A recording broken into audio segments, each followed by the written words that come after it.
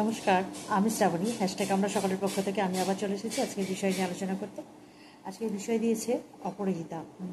অসংখ্য ধন্যবাদ অপরাজিতাকে এত সুন্দর সুন্দর বিষয় দেওয়ার জন্য। আজকের ও বিষয় দিয়েছে এটা যে আধুনিক জীবনে উৎসবের মূল্য, উৎসবের গুরুত্ব আর হচ্ছে সময়ের মূল্য। আধুনিক জীবনে উৎসবের গুরুত্ব তো অবশ্যই আছে। মানুষের সময় না থাকলেও মানুষ কিন্তু উৎসব পালন করতে চায়, এবং যত কর্মেই ব্যস্ত থাকুক না কেন, এই যে আমাদের মহা উৎসব, আমাদের দুর্গাপুজো, যেটা এখন বিদেশের এতে মাটিতেও ঠাঁই পেয়েছে, তারা তো আরও ব্যস্ত, সবসময়ই ব্যস্ত। তবুও তারা এই তারা না সময়টাকে ছোট, 5 দিনের পুজোটাকে 3 দিন এরম করে নিয়েও পুজোটাকে পালন করে। তো উৎসবের গুরুত্ব তো সবসময় অপরিসীম, আমাদের এখন তখন বলে কথা না, বা আধুনিক বা আগেকার এরকম বলে কোনো কথা নেই। উৎসবের গুরুত্ব সবসময়ই আছে। মানুষের জীবনে বাঁচতে গেলে উৎসব থাকতে হবে, কারণ আমরা যত ব্যস্ত, যত যাই হই না কেন, উৎসব যদি আমাদের জীবনে না থাকে তাহলে তো অনেকটা সেই যেন মনে হয় আলোটাকে আমরা তাহলে দেখতে পাবো না, অন্ধকারেই সবসময় আছি, এরকম আর কি ব্যাপারটা। যেরকম আলো, অন্ধকারের পরে আলো এলে আমাদের মনটা খুশি হয়, আমাদের আলো এলে সমস্ত কিছু কাজকর্ম করতে ইচ্ছা করে, সেরকম এই যে উৎসব আমাদের কিন্তু অনেক কাজে অগ্রগতির জন্য অনেক এগিয়ে থাকতে অনেকটা সাহায্য করে কিন্তু। কারণ আমরা একঘেয়ে কাজ করতে করতে যখন একঘেয়েমি এসে যায় জীবনে, বা একটা বিরক্তি আসে, তখন যখন উৎসব আসে, তখন সেই উৎসবের জন্য আমাদের যদি 1 দিন 2 দিন বিরতি আমরা যেটা পাচ্ছি, সেটা আমাদের মনকে আবার পরের কাজের জন্য কিন্তু তৈরি করে দেয়। এটা হচ্ছে খুব খেয়াল করে দেখলে আমরা এগুলো বুঝতে পারবো যে আমরা এক নাগাড়ে যখন সমানে কাজের মধ্যে নিজেদের ডুবিয়ে রেখেছি, সমানে কাজের চিন্তা করছি, তখন যখন আমরা 2 দিন 1 দিন বিরতি পাচ্ছি, সেটা কিন্তু আমাদের অনেকটা উপকারে আসে। কারণ তারপরে যখন আমরা আবার কাজে হাত দিই, তখন একটা নতুন উদ্যম থাকে সেই কাজের মধ্যে, তাই না? যে এতদিন আমরা কাজটা আমাদের বন্ধ ছিল, নতুন উদ্যম নিয়ে আমরা নতুন কাজ শুরু করতে পারি। তো উৎসবের গুরুত্ব সবসময়ই আছে। আমি খুব ছোট করে বলছি, না হলে না উৎসব নিয়ে অনেক কিছু বলতে ইচ্ছা করে। যেমন যে কোনো মেলা দেখবেন মানুষকে একত্রিত করতে সাহায্য করে। যে কোনো এখন তো আগেকার মতন মেলা নেই, এখন কিন্তু এই যে বুটিক বা মাটির গহনা, যারা হাতে করে সমস্ত কিছু কাজ করা, হাতে গড়া জিনিসের এই যে মেলা বা এই হাট বসে, অনেক সময় কী হয়, এই মেলাতে একসঙ্গে অনেক পরিচিতের সাথে দেখা হয়ে যায়, দাঁড়িয়ে দুদণ্ড কথা বললেও মনটা কিন্তু অনেকটা হালকা থাকে।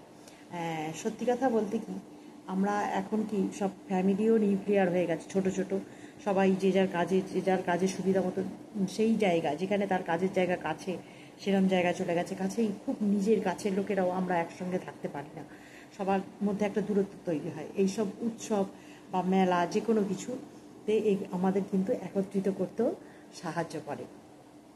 মনের ভাব আদান প্রদান, সে কি বলতে চাইছে, আমি কি বলতে চাইছি, এরকম একটা ব্যাপার।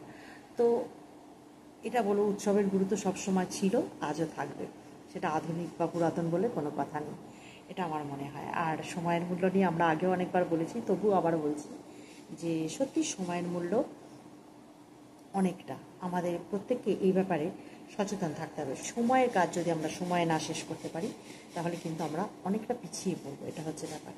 এখন যেমন দ্রুত গতিতে সমস্ত কিছু চলছে, সেই সঙ্গে যদি আমরা না চলতে পারি, তাহলে আমরা পিছিয়ে পড়বো।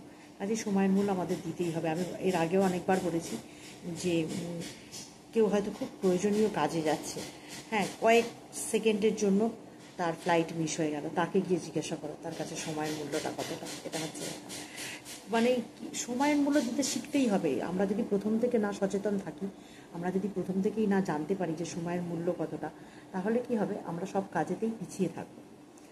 আমার কাছে সময়ের এতটাই মূল্য যে আমি সকালবেলা থেকে কি কাজ করব, আমি আগের দিন রাত্রে শোয়ার আগে সেটা ঠিক করে নিই, অন্তত কিছুটা টাইমের জন্য, অন্তত সকালবেলার যে কাজটা, এই কাজটা এখন করবো, এই কাজটা পরে করবো, বা কিছুটা আমি এগিয়েও রাখি। আমার মনে হয় এরকমই প্রত্যেককে থাকা উচিত।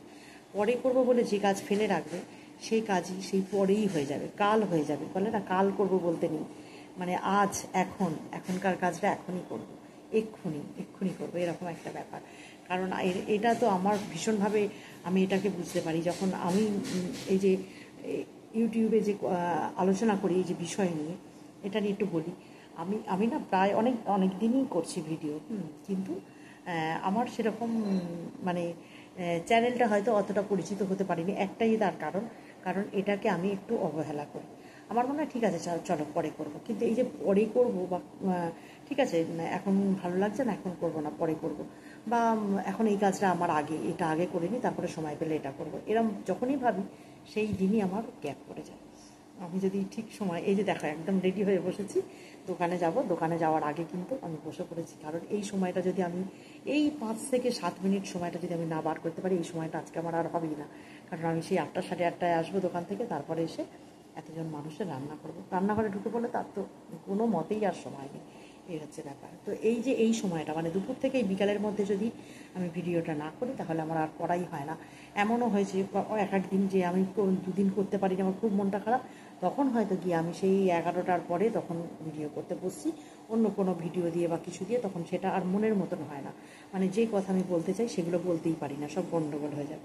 একটা সামনে বসে যে একটা আমি আলোচনা করব, একটা ভেবে নিয়ে যে কাজটা আমি করব সেটা যতটা ভালো হবে, একটা মানে ওই করতে হয় বলে করা যায় একটা কিছু দিয়ে ছেড়ে দিলাম, সেটা কিন্তু তখন ততটা ভালো হয় না। এটা আমার মনে হয়, এটা সত্যি কথা বলতে সময়ের মূল্য সকলকে বুঝতে হবে। বিশেষ করে না আমি এটা মনে মনে ভাবি যে ছোট থেকে বাচ্চাদের শেখানো উচিত যে দেখো সময়কে মূল্য দিতে শেখো। যেমন টাইমে স্কুল যাবে, টাইমে খাবে, টাইমে স্নান করবে, টাইমে সকালবেলা ঘুম থেকে উঠবে, এই যে টাইমটা যদি মেনটেন করা যায় আমার মনে হয় জীবনে অনেকটা এগিয়ে থাকা যায়।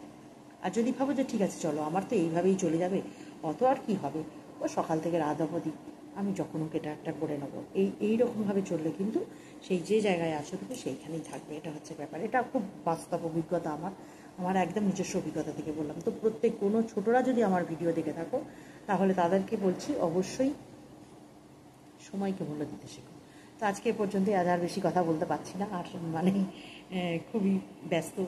যাই হোক চললাম আজকে পর্যন্ত। সকলে ভালো থেকো, সুস্থ থেকো, হাসিতে খুশি থেকো, আনন্দে থেকো, সকলে ভালো থাকো, এটা ঈশ্বরের কাছে প্রার্থনা করি। আবার আসবো অন্য কোনো দিন অন্য কোনো আলোচনা বা